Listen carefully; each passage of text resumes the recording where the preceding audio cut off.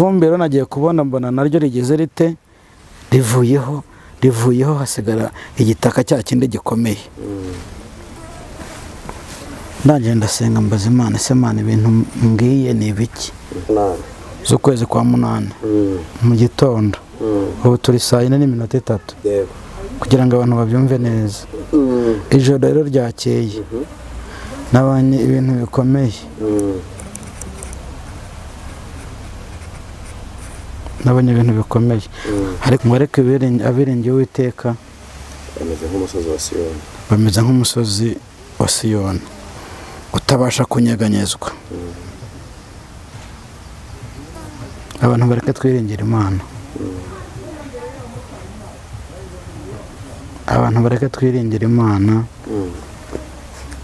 kugira ngo tumere nk'uriya musozi wa Siyoni utabasha kunyeganyezwa. Aba bantu bazwi b'abasitari jya tubumvara abasitari. Abantu b'abasitari siko hari umuntu uzwi cyane Imana yambwiye ngo nongere mvugeho. Kurikira Vava. Kurikira ntabwo ari kanyambamenye cyane. Nyine impamvu nari mbivuze gutyo nuko ubwo twari twakoranye ikiganiro tubwiraga ko hari umuntu uzwi ugomba gupfa kandi bikabera abantu bose isomo. Nyakwigendera dore imbogora yahita tuvamo. Hari n'undi. Ubwo urumva uwo n'undi. Ariko warazwi cyane. Kumurenza. Ko yarazwi. Azwi n'abantu benshi ariko. Yego nawe arazwi ariko nawe yarazwi ariko warazwi cyane inshuti yanjye. Warazwi cyane. Ariko abantu twongera ibihe byo gusenga. Ndumva aricyo cyiza, twongera ibihe byo gusenga, twongera ibihe dusenge kugira ngo Imana itwambuze ikiraro ndimo ndeba imbere yacu. Ikiraro.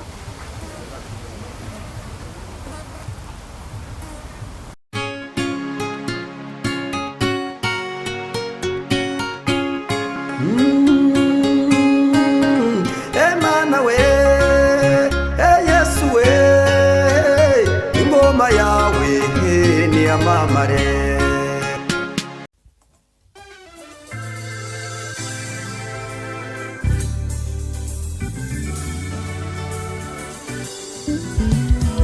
Siribi Studio ni igisubizo cyawe. Bahanzi, baririmbyi, namwe makorari mwifuza gukoresha indirimbo zanyu muri studio, ni mugane Siribi Studio tubakorere neza audio na video. Wifuza gukora live recording cyangwa se live, tugane tubigufashemo. Wowe ufite ubukwe ukaba ukeneye abagufatira amashusho n'amafoto yabyo neza, ntugire impungenge, gana Siribi Studio. Ibiciro byacu ntabwo bikanganye. Dukora mu mujyi wa Musanze ndetse no mu mujyi wa Gisoro muri Uganda. Akarusho kandi ku baririmbyi ushaka gukora indirimbo 3 wongezwa iya 4 ku buntu. Ukeneye ibindi bisobanuro hamagara 0788 97 81 24. Siribi Studio ni igisubizo cyawe. Reka rero tubasuhuze kandi tubifurize amahoro y'Imana aho muherereye hose, abari mu gihugu cy'u Rwanda n'abari hanze yacyo mwese nimugubwe neza. Umwuka wera w'Imana abane namwe. Nk'uko mubibona kuri kamera twongeye kugira umugisha wo kubana n'umukozi w'Imana Eric Mugabe. Uraho neza Mugabe? Muraho. Waramukanya amahoro ya Nyagasani? Naramukanya amahoro y'Imana. Ndabibona rwose. Yego. Abantu bari kumbwira ngo ikiganiro twakoranye muri bo babera ngo wakubonye useka. Nibishe mwamba guseka, bari mpamvu nseka hari biba byagenze neza. Kubera ko iyo umuntu ari hasenga agasengera ibintu akagira ibivaho, hakagira abakira, abamuhaye ibyifuzo, ni byiza guseka ntabwo byabura kuko urumva Imana ibirimo ikora kandi irimo yiyereka abantu ko ari Imana kandi hari ishoboye byose. Yego. sawa urakoze cyane reka ngusabe kugira ngo mbere yuko dutangira ikiganiro cyacu ubanze usenge Imana. Mana yacu, Mana nziza, Mana y'urukundo, Imana yo kwizerwa, Imana ishoboye byose, turagushimye turaguhimbaje, tugushimiye Kristo muri iki gitondo cyiza cy'umugisha korokeye kubana natwe mwami, tukaba tugiye kuvuga ibyawe wadutumye. Tugire neza rero mu izina rya Yesu Kristo, dushyigikire ubane natwe cyane muri aka kanya, umugisha wawe tugaragareho, urukundo rwawe n'imbabazi bitwomeho, ngaho rurokera kubana natwe, turasenze kandi turizeye ko bikoze. Amen. Ntabwo ngiye kujya niganyira, ntibaze uko ejo nzaba merewe, nzajya nibuka yuko ihoraho imenye ibyo byose uko bingana, ifite umutima w'urukundo, kuko ibintu byinshi binkwiriye, umunezero n'umubabaro byose abinzanira mama, umunezero n'umubabaro byose abinzanira mama, hafi ndetse buri munsi, inanjye nerubuntu bumwe, korerera imitwaro, ayiwe data kandi niwe Mana, ukajya ntunga buri munsi, ajya ntambira muri ibyo byose, umuntu nsazajyamo imbaraga, iryo ni isezerano yampaye, nsazajyamo imbaraga, iryo ni isezerano yampaye. Mana yanjye komeza ujye umfasha, utaramire neza icyo umbwira, mpore nizeye ijambo wambwiye,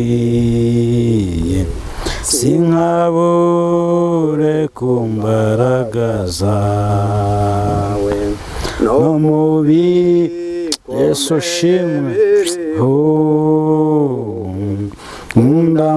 undamburira amaboko yawe, ndimo n'agakubuntu bwawe, ukwezi igihe uzakunjyana, umpimba n'agakubuntu bwawe, ungeze igihe uzakunjyana.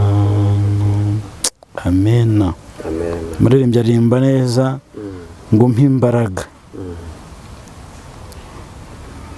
Muririmbyi yaririmbye indirimbo nziza cyane ngo umpe imbaraga. Dukwiye gusaba imbaraga muri iki gihe, kuko ibihe turimo nibyo gusaba imbaraga.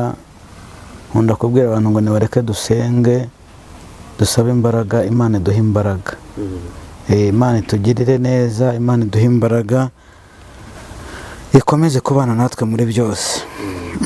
Ndumva aricyo cyiza, ndumva aricyo dukwiye kurangaza imbere. Ndumva aricyo cyiza.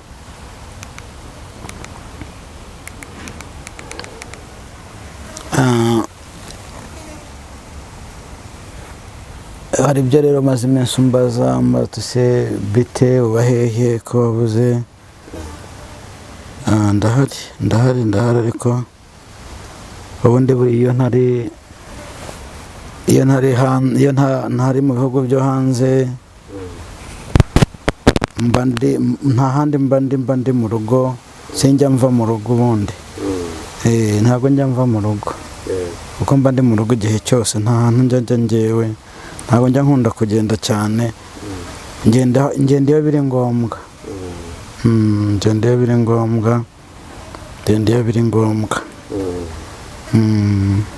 Nibyo ntacyo kuri uyu munsi twongeye kukubona, nabwo Imana ishimwe uratugezaho icyo Imana iguhaye kutugezaho.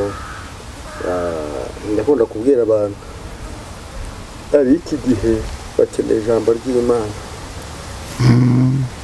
kandi iri jambo ni ryo ridukiza, iri jambo ni ryo ritubohora. Ijambo ry'Imana ni byose.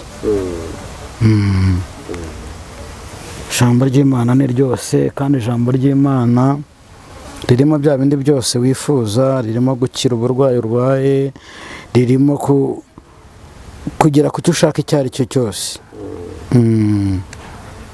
Icyo ushaka icyo ari cyo cyose kukigeraho ni ukubanza kubaza Imana. Ni ukubaza Imana, ari byiza ukabaza Imana, ibyo ushaka byose byiza ukabaza Imana, kuko Imana niyo ibitanga kandi niyo ishoboye byose. Imana yacu rero ntabwo ishoboye ikintu kimwe, Imana yacu ishobora byose. Ishobora byose, ntabwo ishobora kimwe, ahubwo Imana ishobora ibintu byose. Imana rero tujye neza, duhana umugisha. Sinzi niba hari icyo wambaza kuko nagira ngo ntambutse message. Sinzi niba hari icyo babanza kumbaza. Bakomeje kudusaba ko wazabahereza ubuhamya bwawe. Buriya rero nanone bakambwira ngo sinjye nkubaza ibintu byinshi, ndagira ngo nguhereze umwanya nyine, yenda ubutaha uzaduhereza ku kindi gice cy'ubuhamya bwawe.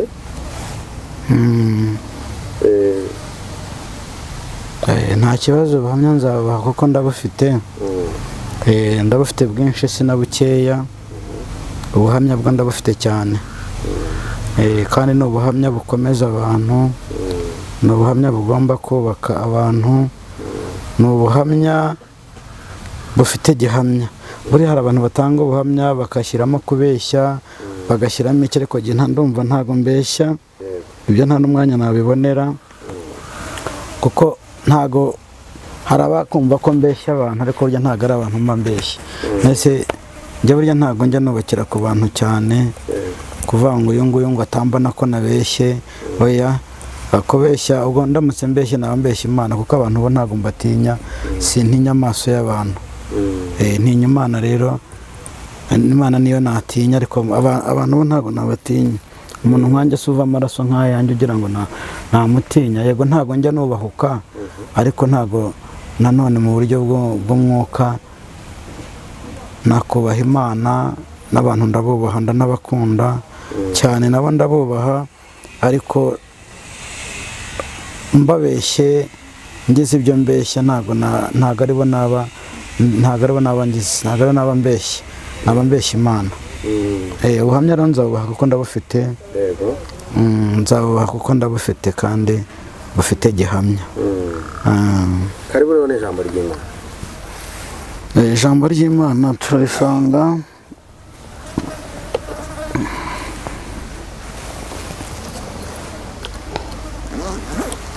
turebe ijambo mu izina rya Yesu.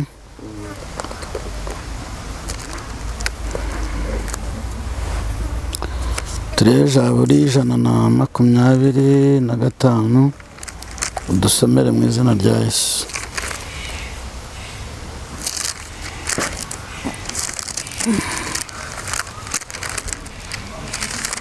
Ijana na 125, dusomere. Yego nahageze. Umurongo waho wa mbere, dusomere mu izina rya Yesu. Abiringiye Uwiteka bameze nk'umusozi wa Siyoni, ngo abiringiye Uwiteka bameze nk'umusozi wa Siyoni utabasha kunyeganyezwa, ngo ahubwo uhora uhamye iteka ryose. ngo ahubwo uhora uhamye iteka ryose. Nk'uko imisozi igose Yerusalemu, nk'uko imisozi igose Yerusalemu, niko Uwiteka agota abantu be, niko Uwiteka agota abantu be, uhereye none ukageza iteka ryose. uhereye none ukageza iteka ryose. Kuko inkoni y'ubutware, kuko inkoni y'ubutware y'abanyabyaha itazagumya kuba ku mwandu w'abakiranutsi, itazagumya kuba ku mwandu w'abakiranutsi, kugira ngo abakiranutsi be kuramburira amaboko gukora ibyo gukiranirwa. yego. 14 nako 4 Uwiteka, reka tuwusubiremo. Uwiteka ugirire abeza ibyiza, Uwiteka ugirire abeza ibyiza, abeza ibyiza. Imana iguhe umugisha. n'abatunganye mu mitima, n'abatunganye mu mitima. ihangane gatoya. yego, ngo ugirire abeza ibyiza. yego. abeza rero ntabwo ari abeza bo ku mubiri, ahubwo ni abeza ku mitima Imana ishaka. Yego. Nabo ngabo nibo beza bariho bavugwa hano. Komeza. Goya 5 ariko abiyobagiza mu nzira zabo, ngo ariko biyobagiza mu nzira zabo zigoramye, Uwiteka azabajyanana n'inkozi z'ibibi, Uwiteka azabajyanana n'inkozi z'ibibi. Amahoro abe mu Bisiraheli. Amen. Amahoro abe mu Bisiraheli. Imana iguhe umugisha. Amen. Iri jambo rirakomeye cyane. Iri joro ryakeye, ariko biba byiza no gutanga ikiganiro ukavuga n'itariki. Uyu munsi turi ku itariki 19 z'ukwezi kwa munani mu gitondo. Ubu turi saa 4:03. Yego. Kugira ngo abantu babyumve neza. Ijoro rero ryakeye nabonye ibintu bikomeye. Nabonye ibintu bikomeye. Ariko Imana turengere.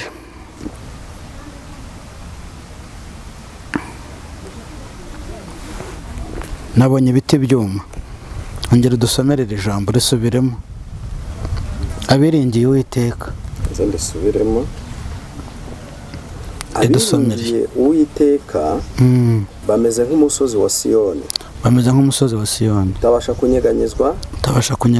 Ahubwo uhora uhamye iteka ryose. Ahubwo uhora uhamye iteka ryose. Kuko imisozi igose Yerusalemu. Kuko imisozi igose Yerusalemu. Niko Uwiteka agota abantu be. Niko Uwiteka agota abantu be. Uhereye none ukageza iteka ryose. Uhereye none ukageza iteka ryose. Imana iguhe umugisha. Yego. Ushaka kurekera aho ngaho. Naho ngaho abantu nagira ngo bumve. Yego. Ngo areke abiringiye Uwiteka bameze nk'umusozi wa Siyoni. Bameze nk'umusozi wa Siyoni utabasha kunyeganyezwa. Abantu bareke twiringira Imana. Abantu bareke twiringira Imana kugira ngo tumere nk'uriya musozi wa Siyoni utabasha kunyeganyezwa. Aba bantu bazwi b'abasitari jya tubumvara abasitari. Abantu b'abasitari. Siko hari umuntu uzwi cyane Imana yambwiye ngo nongere mvugeho. Kurikira Vava. Kurikira ntabwo ari kanyambamenye cyane. Nyine impamvu nari mbivuze gutyo nuko ubwo twari twakoranye ikiganiro tubwiraga ko hari umuntu uzwi ugomba gupfa kandi bikabera abantu bose isomo. Nyakwigendera dore imbogora yahita tuvamo. Hari n'undi. Ubwo urumva uwo n'undi. Ariko warazwi cyane. Kumurenza. Azwi n'abantu benshi ariko. Yego nawe arazwi ariko nawe yarazwi ariko wowe warazwi cyane inshuti yanjye wowe warazwi cyane ariko abantu twongera ibihe byo gusenga ndumva aricyo cyiza twongera ibihe byo gusenga twongera ibihe dusenge kugira ngo Imana itwambuze ikiraro ndimo ndeba imbere yacu ikiraro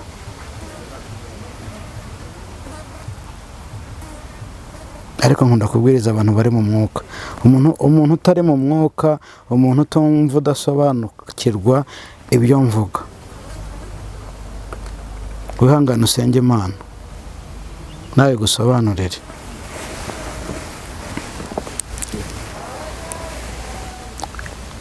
sibyo ra ariko ubwo bari mu mwuka barabyumva ariko n'abatabisobanukiwe wabasobanurira basenge nyine basenge Imana nawe nta muntu Imana itakumva yasenze basenge Imana basobanuza Imana icyo kiraro ni ikihe niba ufite ibigeragezo ibyo biti urabona mu kwa cyenda ubundi kwa munani turi gusohoka kandi tugiye kugera igihe cy'imvura none se ibiti byakuma gute kandi byibaze nyine byakuma biteze imvura ntikiguye ntanese Imana si irema byose nireme ibiti nireme iki hoye ariko nase Imana yategetse ngo ibiti byume hari n'amasegonda byamara ko twaba dushize none ko nta muntu wazongera kubonaho yikinga abone harya birenge ntago abantu bose ariko bambara inkweto bura tujye dusobanukirwa ntitukabone twambaye inkweto ngo twumve ko n'abandi bose bazambara hari n'abatambara inkweto ivumbi rero nagiye kubona mbona naryo rigeze rite rivuyeho hasigara igitaka cya kindi gikomeye ndagenda ndasenga mbaza Imana se Imana ibintu mbwiye ni ibiki irambwiye ngo nje gukubura hari abantu Imana irambiwe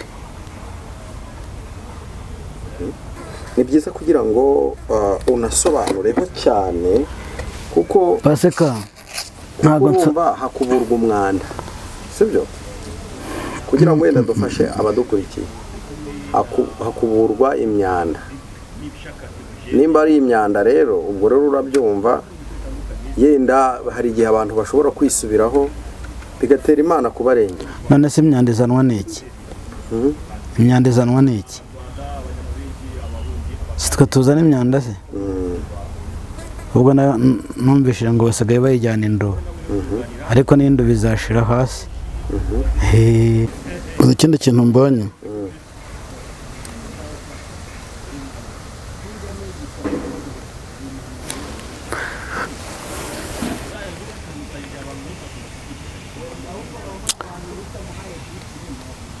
reka mbanze nsenge pasika reka nongere nsenge kuko ubuhanuzi Imana impaye nicaye hano ndabona bukakaye ariko ndabuvuga mu izina rya Yesu ko mbuhawe ngiye kuvuga ko mbuhawe Mana nziza Imana yo kwizerwa Imana ishoboye byose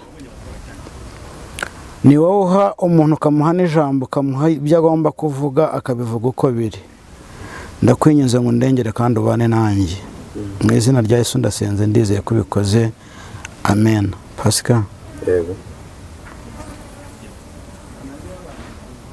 ntabwo tubitindaho gusa ngewe icyo mba ndeba igihugu cyanjye kuko iteka ryose uretse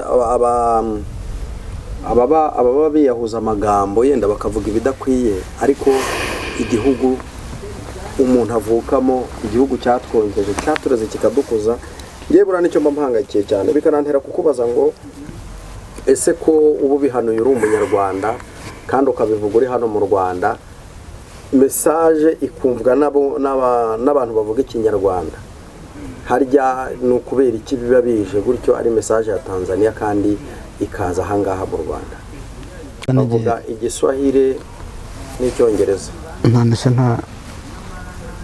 nta baza giswahili nta banyarwanda se bavuga ikinyarwanda baza giswahili bazabasobanurira yego hari n'abariyo nabo bazi ikinyarwanda ariko ngiye ku cyanjye giti ikintu mba nasaba abantu,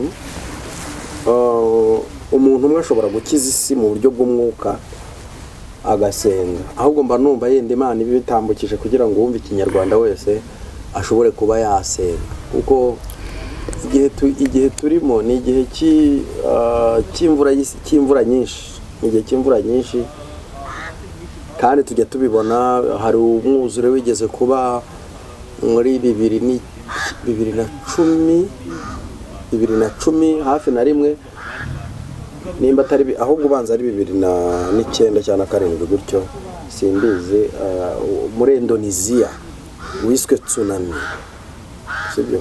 Umwuzure rero, imvura iyo haguye imvura nyinshi hagatera umwuzure aba ari ibintu bikomeye cyane.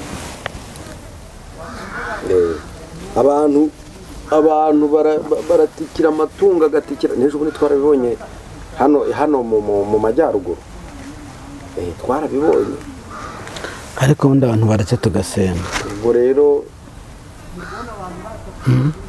tugomba gusenga, nicyo cyaba cyiza, nicyo cyadufasha, Imana ikakituvuburira imvura y'umugisha. Hari n'undi nakiriye ejo nawe arimo aravuga ati musenge cyane kuko ikirere gifite imvura nyinshi.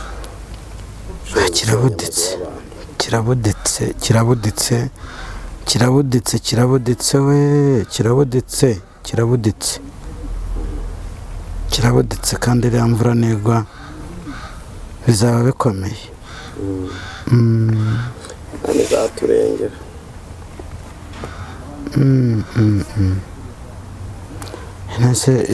izarengera abatanzaniya y'imiryango. Ega impamvu biba bisohokeye hano, hari abantu benshi bafite imiryango. Buri uzi ko Tanzania, Uganda, Uburundi na Kenya ndetse na Kongo, uzi ko ari abavandimwe bacu pire. Dufite abavandimwe, ibihugu twegeranye dufite abavandimwe, kandi nabo bafite abavandimwe ahangaha. Kuko yena nkatwe, ariko reka twakuvunika. Ngewe mbwiriza abanyamwuka kandi barabyumva. Barabyumva cyane. Imana baho umugisha. Ngakomeza mba ngira ngo abantu bagiye bashyingirana ariko byumvikanye, ahubwo wakomeza nta kibazo. Njye nkunda kubwiriza abanyamwuka rero, kandi uri mu mwuka arabyumva. Ubwo Tanzania nayo isenge, cyangwa nako abaturage basenge. Ntabwo Tanzania ni igihugu ariko kigizwe n'abantu. Ntabwo igihugu aricyo gisenga, ahubwo abaturage nibo bagomba gusenga. Basengera imvura mana. Nshuti zanjye musengera imvura. Basengera imvura imvura bayisengere. Ariko n'uwo muyaga uraje uragarutse, wambaje ngo se ngo izakuraho imyanda, kuko imyanda nitwe tuyizana. Umuyaga uzakuraho imyanda, kuko imyanda nitwebwe tuyizana. Uwo muyaga rero uzakuraho uwo mwanda. Imana rero tugirire neza, tuyigireho umugisha, kandi ikomeze kubana natwe cyane, ikomeze kubana n'inshuti zacu cyane. Imana ikindi indi message mfite, Imana yambwiye ngo mbwire abantu bafashe abantu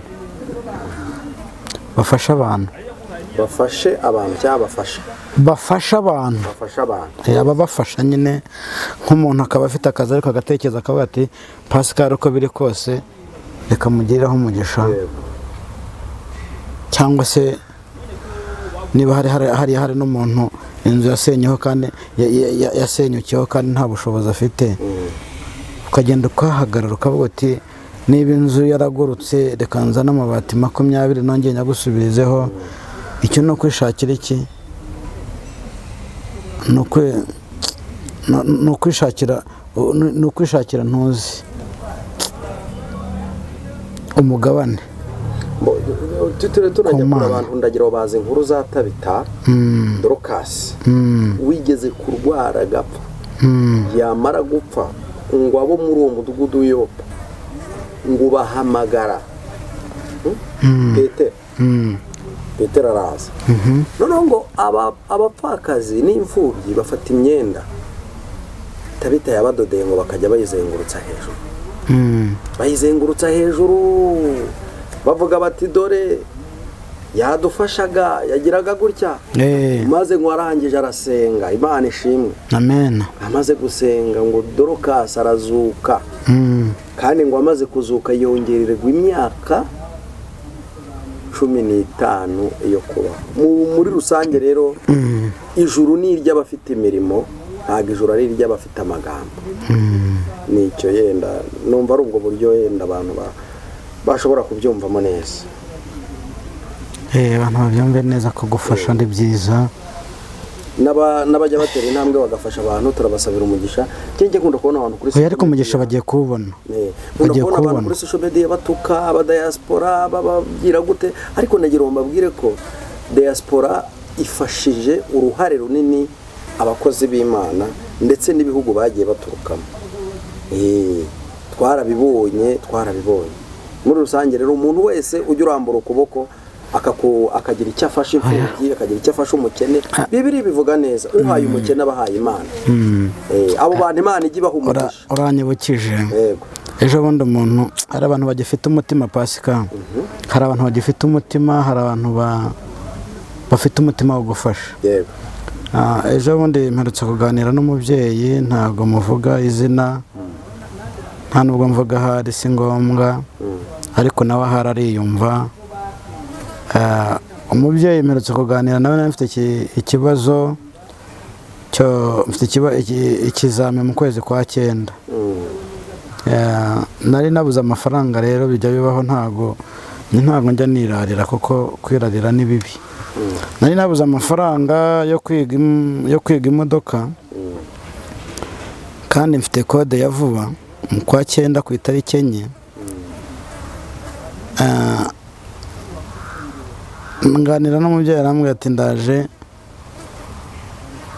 mufashe aramfasha ubundi mo ndiga Imana imuha umugisha kandi naramusengeye Imana irambwira ngo igiye kuzamugirira neza igiye kuzamukubira Imana igiye kuzamugirira neza kuko Imana yambwiye ngo mubwira ko nawe mubwiye ko Imana igiye kumugirira neza amen buriya rero gufasha ni byiza kandi ikindi gufasha ni byiza kandi burya umuntu ufasha aba yibikiye ubutunzi mu ijuru amen aba yibikiye ubutunzi mu ijuru Imana izamuha umugisha mwinshi cyane utanagabanyije burarega hari abantu badasenga hari gusenga ntabwo ari ukuvuga ngo uvuge buri wese amenye ko wasenze ariko ibaze Imana igukoramo ikavuga ngo fasha Mugabe fasha Pascal fasha uriya muntu udafite epfo na ruguru nawe ni Imana bimukoreramo natagaragara mu rusengero nawe natagaragara hanura ariko ahubwo ati Pascal ndashaka kugufasha nsengera Imana nanjye Imana igira ite imbone nk'umuntu wayo cyane uzora umuntu ko Imana ibe mukunda buriya umuntu utivuruguta mu byaha umuntu udahagarara mu nzira z'ababi ngo yicare n'abakobanyi uriya muntu Imana imukunda kubi wagahagarara gusa nta kibajyamo akikorera ibyo ariko akanavuga ati uko biri kose mfite Pascal turasengana ndamufasha hari n'abandi bantu mfasha ubu hari abantu agakora akavuga ati niba nkorera wenda 400 cyangwa 500 ku kwezi barahari bayakorera akavuga ati mu 400 nzaryamo 100 andi yose nanjye mfashe abantu b'Imana abatishoboye mfashe gusa urumva umuntu Imana yamwibagirwa ntabwo Imana yamwibagirwa ariko hari n'uwuca kuri wa wundi wo ku muhanda wamugaye utabasha guhinga utabasha gukora akazi utabasha kugira gute yakamutega intoki gutya ntagire icyo amuha akamura akamucaho kandi agifite gusa ngo ubutunzi bwe buri hehe ntabwo gusa abantu baracyahari abantu bafite ubumuntu baracyahari abantu bafite imbabazi baracyahari abantu bakoreramo n'umwuka w'Imana baracyahari Imana ibaho umugisha kandi bagirire neza, kandi ni ukuri muhumure, ingororano zirahari z'ibyiza. Ingororano zirahari, muhumure, Imana izabagirira neza. Amakuru yo ndayafite cyane, izabagirira neza, izabagira neza. Hari ibintu njya nkunda kubabwira, nkababwira ngo Imana izabagira neza, mukumva ko wenda mbese ari siyasa yo kugira ngo mukunde mwegere Imana cyane. Oya, nushaka uyegere, nushaka ubyihorere. Ntabwo nkunda gukurura umuntu ugiye burya. Bibiliya iravuga ngo abazi Imana yabo bazakomera. Nibamara gukomera bakora iby'ubutwari. Imana nayo ikwiye kugira abayoboke. Ntabwo rero njye muri uru rugendo nzakurura umuntu ngo nkukurure, ngo Pascal ngo ngwino nkurikire, ngo ngwino dusenge. Oya, kubera ko utarabona ibigusengesha. Ibigusengesha bitaraza nibizo uzasenga. Ngiye hari ibyo nahuye nabyo byatumye nsenga nyine, byansengesheje birahari. Nawe rero nibikugeraho, aho kugira ngo nkukuru bitarakugeraho, rindira bizakugeraho. Nibikugeraho nawe uzasenga. Impamvu abantu badasenga no kwibasengesha bitaraza, ariko bigiye kuza. Ndagira nkubwire ngo mu gihe wumva ko utarasenga, ibigusengesha bigiye kuza, kandi nibizo uzasenga. Njye ntago njya nkurura umuntu ngo nkukurure ngo ngwino, ngo nkukurure ngo reka inzoga, ngo nkukurure ngo uva muri ibi bibi. Ndakubwiriza ubivemo, nutabivamo ibigusengesha nibyo bizatuma ubivamo. Nanjye hari icyatumye mbivamo.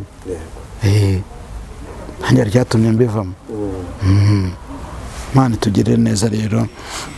Abantu nibabe maso basenge, abantu babe hafi y'Imana cyane, iduteza akaga.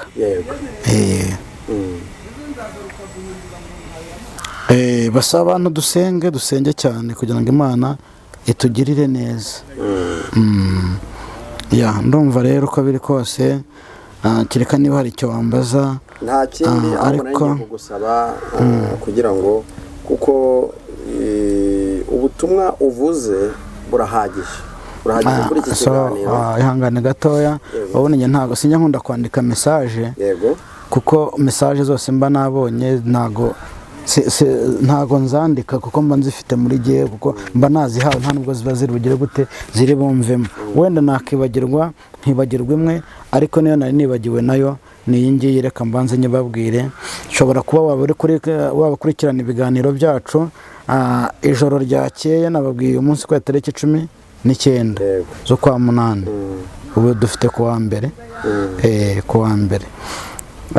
Imana rero yansanze arambwira ngo hari umubyeyi urwaje umwana nijoro nibwo Imana yansanze. Irambwira hari umubyeyi urwaje umwana, kandi uwo mubyeyi ari mu gihugu cy'u Rwanda, ntabwo ari mu gihugu cyo hanze, ari muri iki gihugu cyacu cy'u Rwanda.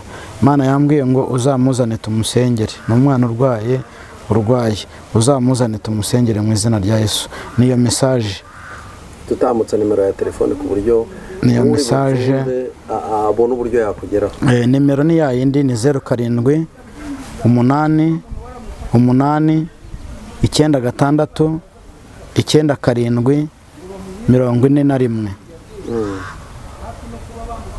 82 96 97 41.